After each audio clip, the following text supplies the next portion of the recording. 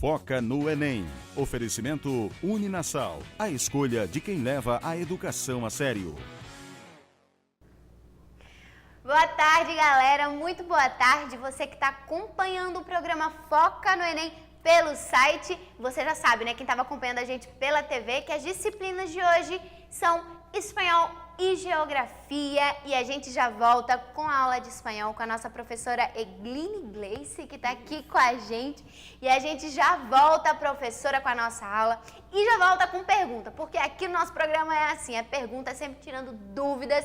Então, vamos conferir a nossa primeira pergunta aqui da web.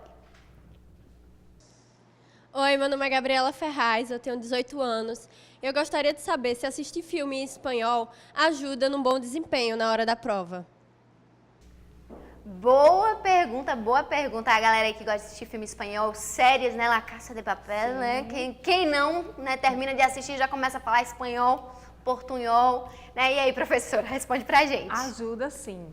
Todo contato com a língua estrangeira, não é? Seja de textos, seja em música, seja em série, é importantíssimo também, porque você vai tendo mais familiaridade com o idioma, vai conhecendo mais. Então, todo o conteúdo linguístico, seja auditivo, seja na leitura, seja em filmes, em séries, ajuda sim a conhecer, a ampliar o vocabulário.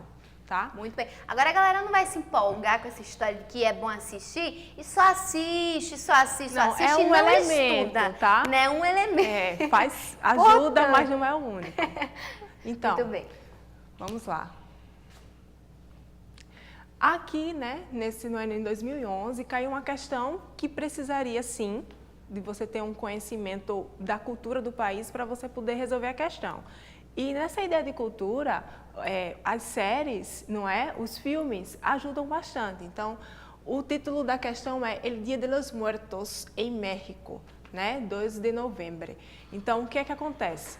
Nesse dia é um dia de choque cultural, porque aqui no Brasil, nosso dia dos finados é diferente do Dia dos Mortos no México, né? No México, eles comemoram, né? Eles fazem festas, não é? E isso é oriundo de outras religiões que interferem na cultura do próprio país. Então, este dia se celebra a máxima festividade de los muertos em México. A celebração está llena de muitas costumbres e as pessoas le gustan ir a levar flores a las tumbas de sus muertos, pero para outras representa todo um rito que começa em la madrugada, quando muitas famílias hacen altares de muertos sobre las lápides de sus defuntos familiares. Estos altares tienen un gran significado, ya que con ellos se cree que se ayuda a sus muertos a llevar un buen camino durante la muerte. Esta creencia es una mezcla de las tradiciones religiosas precolombianas y la católica. Otros altares más complejos, según la tradición, deben de constar de 7 niveles o escalones que representan los niveles que tienen que pasar el alma de un muerto para poder descansar. Estos altares se realizan generalmente en lugares con gran espacio. Entonces, sigue. Como no Brasil, aí já vem a ideia do choque, não é? É importante o aluno observar que o texto, na questão do Enem, ele vai estar sim em espanhol, mas o comando da questão estará em português. Tá? Então, como no Brasil, né, o México também homenageia seus mortos no dia 2 de novembro, mas cada lugar tem suas próprias características. Então, ele já está fazendo a nuance, a interpretação de texto, a nuance até o próprio conhecimento cultural que esse aluno possa vir a ter sobre isso. Não é? Então, baseando-se no texto, a origem dessa celebração no México deve-se à mistura entre a tradição cristã e as religiões que existiam antes no país, a família mexicana que gosta de levar flores aos cemitérios, a festa que ajuda os mortos a irem por um bom caminho no além, aos altares que têm função de enfeitar os cenários da festa, ou as cerimônias que são celebradas dentro das casas das famílias. Então, para resolver essa questão, voltando para o texto, na metade, ele diz, esta crença é uma mescla. Então, se é mescla, é mistura. Não é? Mistura das tradições religiosas pré-colombianas e lá católica. Então, se dá, voltando para as alternativas, voltando para as alternativas, então se dá justamente, se ele falou em mescla, então mescla é mistura. Então, a resolução dessa questão é a letra A. Então, a mistura entre tradição cristã e as religiões que existiam antes no país. Então, eu consigo sim resolver essa questão pelo método da interpretação de texto, mas também se eu tenho um conhecimento de séries, né, que traz essa ideia cultural também. Com certeza, muito bom, professora. E lembrando, né, das novelas mexicanas que a gente assiste desde sempre, né? Então, olha só, para conhecer um pouco mais da cultura é muito importante. Então, ótimo, professora, a gente tem mais uma pergunta, vamos conferir. Oi, meu nome é Ana Carolina e a minha dúvida é como identificar as funções da linguagem dentro dos textos da língua espanhola. E aí, professora? E aí, então, é importante a gente entender os gêneros textuais. Não é isso? A gente entender que tipo de ideia esse texto está transmitindo. Se é uma linguagem apelativa, se é uma linguagem emotiva, se ele tem uma linguagem metalinguística, aí toda a ideia do código linguístico. Então, é importante, sim, compreender as funções da linguagem, mas entendendo também a ideia do texto. Então, se eu consigo compreender um gênero textual, eu consigo destrinchar a questão corretamente. Então, aqui temos um lembrete, não é? Nós temos a função emotiva, não é? Que é dada pelo emissor, aquele que vai falar. A função do receptor que vai receber e os tipos de categorias de linguagem, que é a função referencial, a função emotiva, a função metalinguística e a função poética. Esses níveis de linguagem eles vão aparecer em dados textos. Por exemplo, em um texto poético, eu não vou ter exatamente uma linguagem referencial, porque tem toda a ideia de um eu lírico, tem toda aquela ideia do fazer artístico por intermédio da palavra, não é? Então, o próprio texto ele vai dar comandos para que o aluno possa entender, possa conseguir identificar as funções da linguagem e, com isso, interpretar o texto corretamente. Então, seguindo para o slide, a gente tem essa questão, a gente trabalhou mais adiante, no início, não é? Falamos sobre a ideia dos falsos cognatos, conhecidos como também heterossemânticos, mas essa questão ela é bem rica, porque ela não somente trata da questão do heterossemântico, que vem logo no seu título, mas ela também vai tratar da questão da função da linguagem. Então, vejam, brincando é o título, né? Cangaros llega a México com desenhos autênticos, pero muy fashion. Tiene un toque vintage con diferentes formas y combinaciones de colores. Lo más cool de estos tenis es que tienen bolsas para guardar llaves o dinero. Son ideales para hacer ejercicio y con unos jeans obtendrás um look urbano. Então, observando para essa questão, a gente já compreende que é uma venda.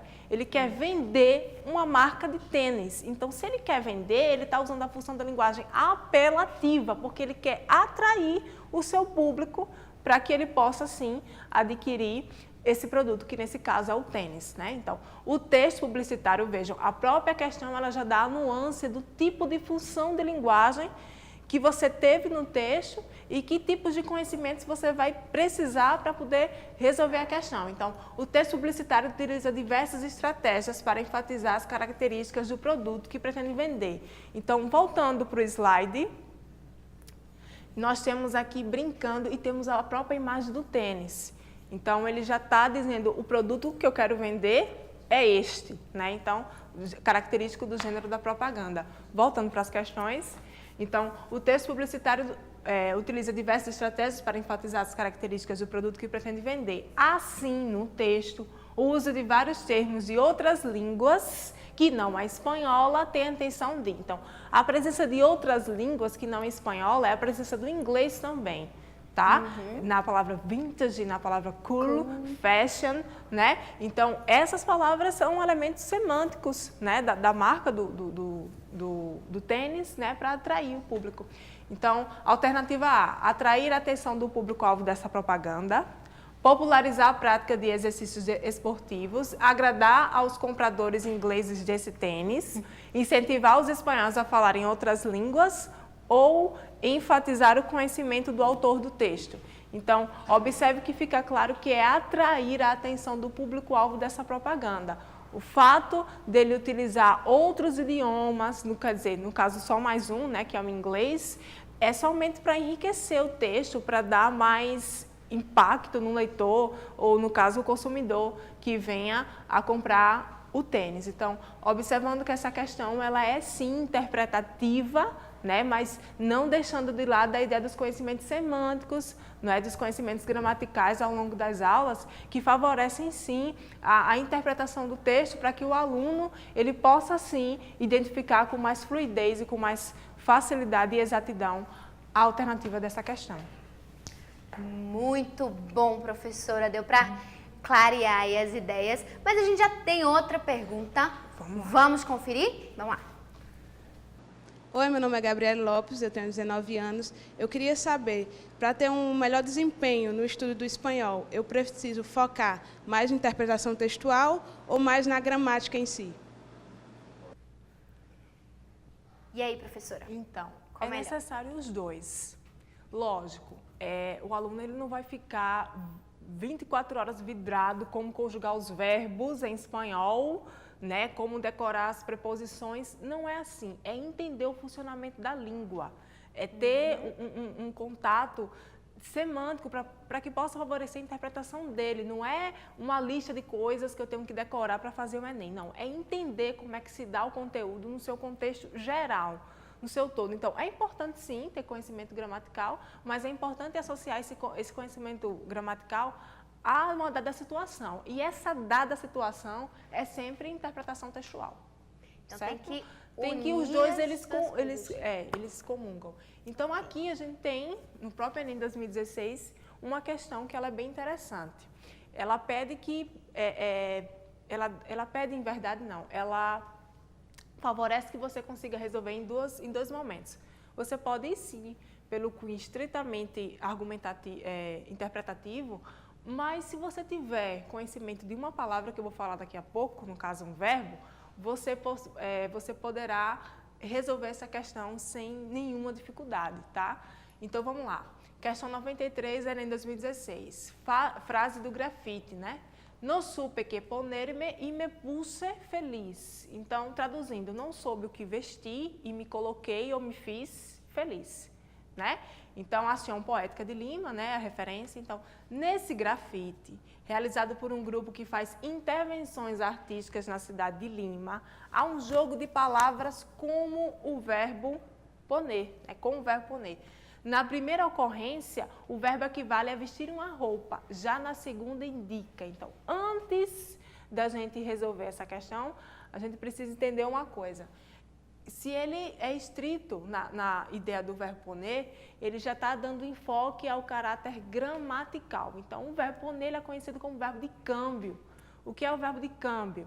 É aquele verbo que ele pode significar mais de uma coisa. Ele pode ter dois sentidos de acordo com o contexto que ele é dado. E nesse caso aí, ele é usado em duas situações diferentes. Apesar do texto em espanhol só ter, no caso, a frase só tem duas linhas. Né? Então, eu tenho primeiro um significado para o verbo poner e um outro significado também para o verbo poner. Aqui ele está em um tempo verbal e aqui ele está em outro, e nesse último caso, no passado. Então, voltando para a explicação, slide seguinte, por gentileza. A questão quer saber, não é, o que indica o verbo poner na segunda ocorrência do texto que aparece no grafite. Então, o verbo poner está entre os chamados verbos de câmbio, verbos de mudança. Ele indica mudança de estado temporário, de ânimo, de aspecto de saúde, de comportamento de cor. Não é? Nesse caso, em tela, temos o verbo poner mais o adjetivo feliz. Então, temos uma mudança de estado anterior, não sabido para o estado de felicidade. Então, voltando para o slide, quando ele diz, não soube o que me colocar, ou não soube o que vestir, e me coloquei o quê? Feliz. Então, no primeiro momento está associado à ideia de roupa, e no segundo momento está associado à ideia de ânimo. Então, como eu poderia resolver? Interpretando, mas também pelo elemento semântico, pelo próprio verbo. Isso aqui, Isso aí são nas aulas de gramática, né, de gramática normativa em língua espanhola, que eu consigo resolver. Então, vamos lá. As alternativas.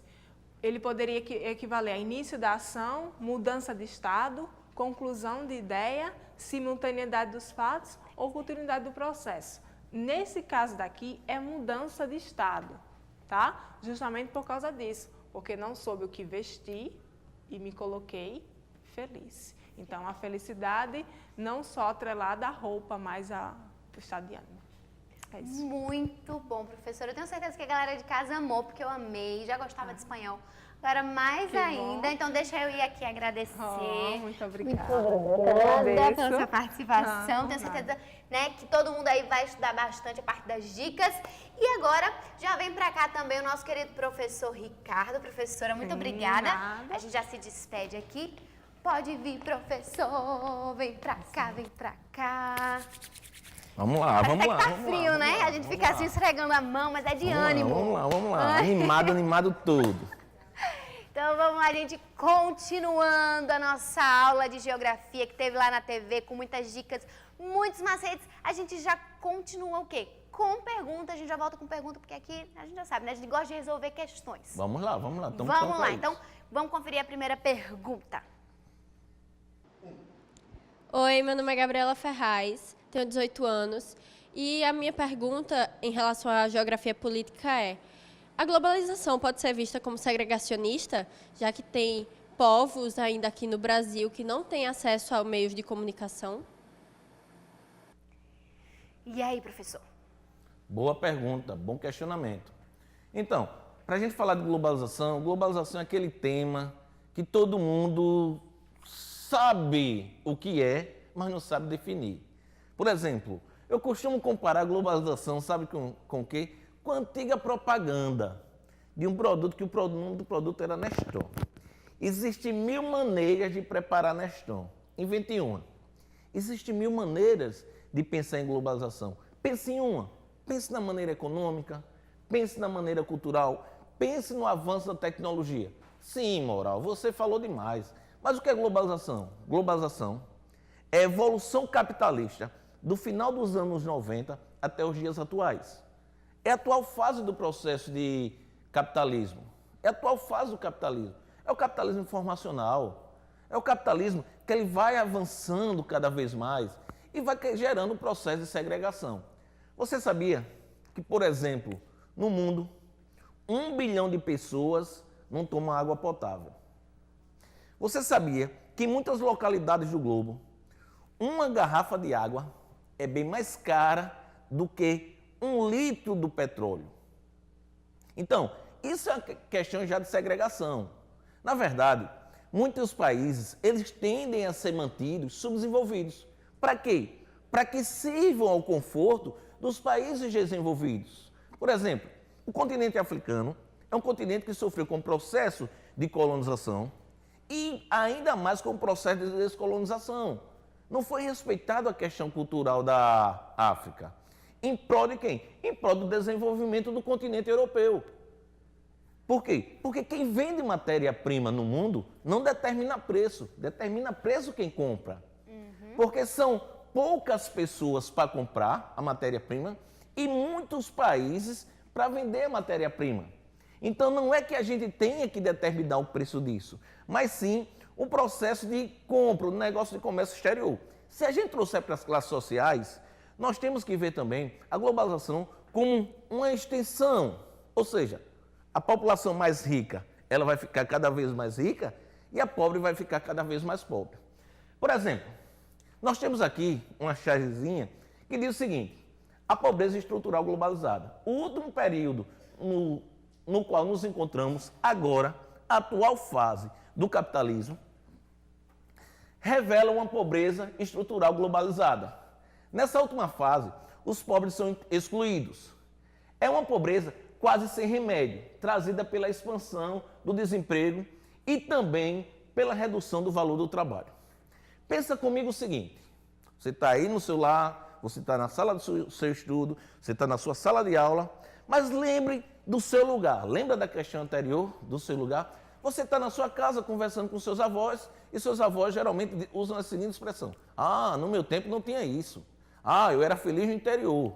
Pronto, seus avós eram pobres, mas é uma pobreza que nós chamamos de pobreza incluída. Seus avós não tomavam leite em pó.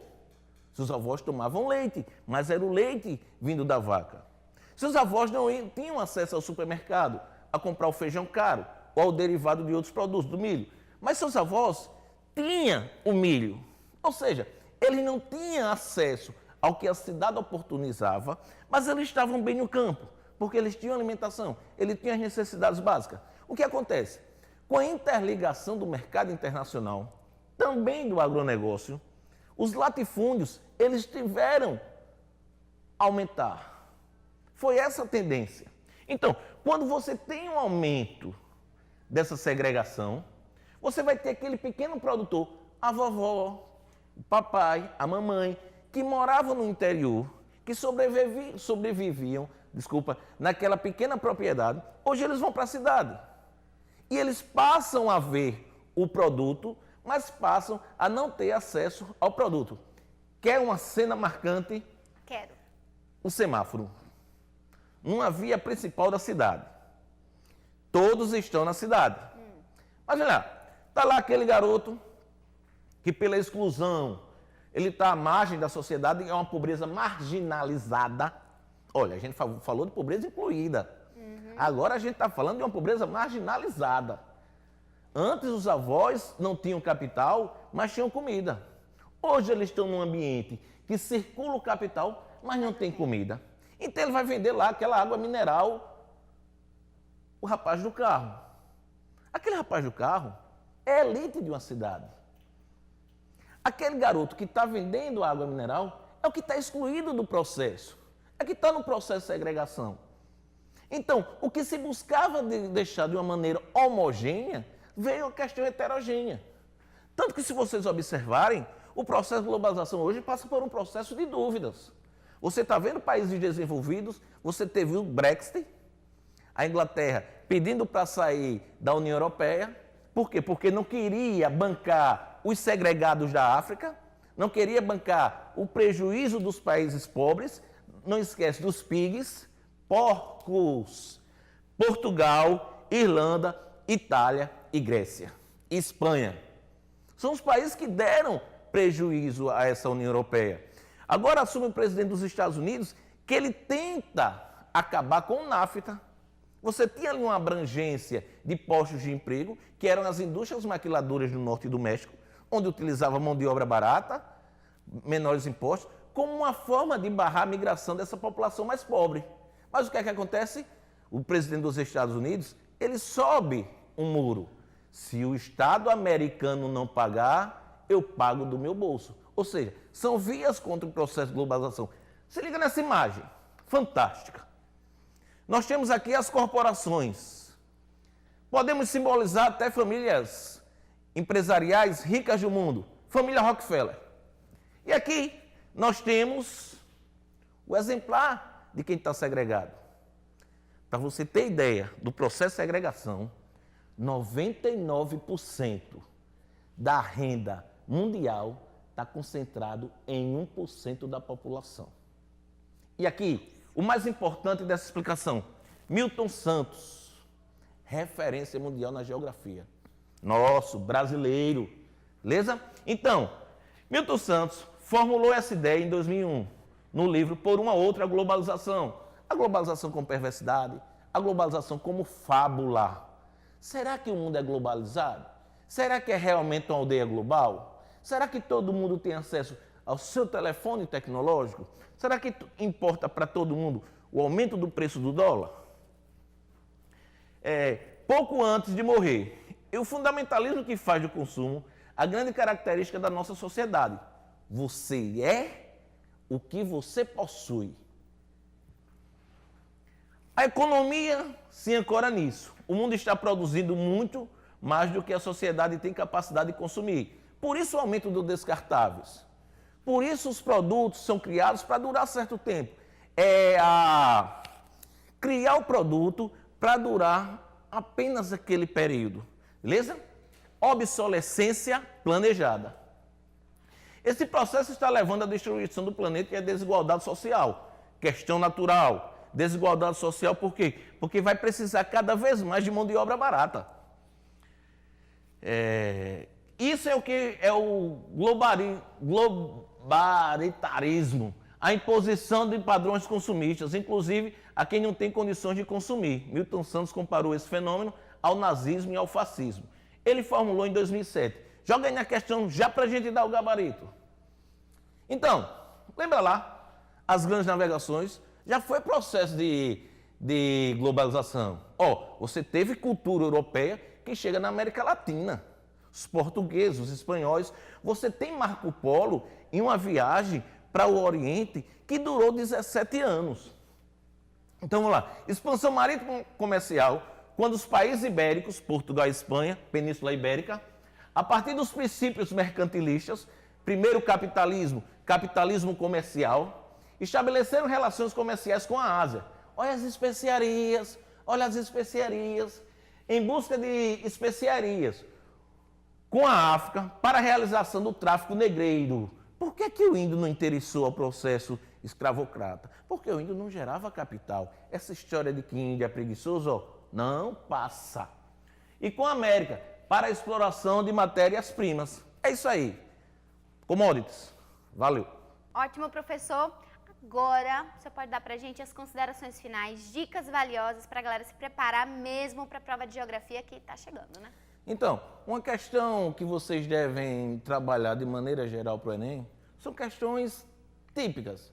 Agronegócio, urbanização, a questão do transporte, a questão da energia renovável é a grande pegada, é a coisa do momento, a questão ambiental. E não esquece, viu? Uma questãozinha de continente africano e uma questãozinha de tecnologia, televisão, internet, a nanotecnologia, o invisível. Isso é uma boa dica para vocês. Valeu, professor, gente, que aula, né? As aulas de hoje foram sensacionais, nós agradecemos muito. Deixa eu agradecer aqui o professor Ricardo Moral, muito obrigada, professor. Tamo junto, tamo junto. Gente, é o seguinte, o nosso programa de hoje fica por aqui. É uma pena, é uma pena. É uma pena, mas a gente volta semana que vem, tem muito mais no próximo sábado. Tem o quê? Próximo sábado tem Química, próximo sábado tem Filosofia. E se você ficou com alguma dúvida, manda pra gente pelo nosso WhatsApp, olha só, tecnológico. E mantendo a pegada do programa, viu? Só professores top, viu? Vem, vem. É isso aí. Então manda pra gente pelo WhatsApp, que é o 987214085, ou pelas nossas redes sociais. Você pode mandar vídeo, pode mandar áudio, pode escrever. O importante é o que, professor? Não ficar com dúvida. E quer uma rima pra vocês? Nem aí pro Enem. Nem aí pro Enem. Vamos junto, vamos bater forte. Então, olha só, próximo sábado a gente se encontra por aqui. Não perca, chama todo mundo. Tem Química, tem Filosofia. Beijo grande. Até o próximo sábado. Tchauzinho aqui com o professor Moral. Foca no Enem. Oferecimento Uninasal. A escolha de quem leva a educação a sério.